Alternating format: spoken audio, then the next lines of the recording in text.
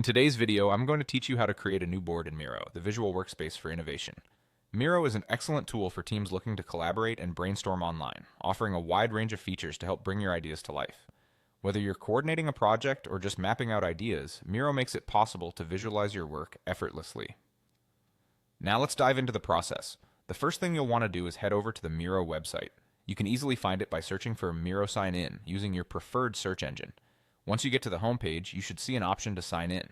Here, click the Continue with Email button. This option allows you to log in with the email address associated with your Miro account.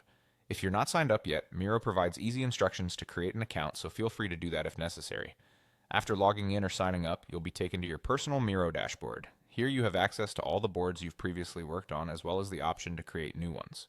To start a new project or brainstorming session, click on the Blank Board option. Choosing a blank board gives you a fresh canvas to work on, unencumbered by previous content. Once you've clicked on Blank Board, you'll be prompted to enter the new board. Simply click the Exit button to navigate directly to your newly created board. This step may seem a bit counterintuitive, as you're essentially confirming your choice rather than exiting the process entirely. However, it's essential to use this path to access your new workspace. Now you have your fresh canvas, a blank board in Miro, ready to be filled with your innovative ideas and collaborative projects.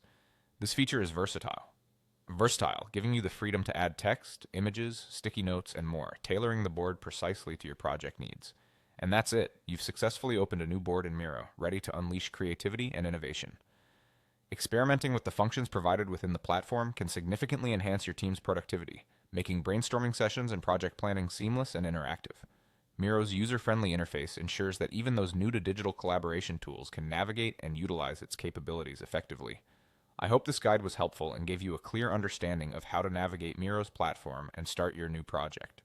If you found this tutorial useful, please give it a thumbs up and subscribe for more insightful guides. If you have any questions or need further assistance, feel free to drop a comment below. Happy creating, and I'll see you in the next video.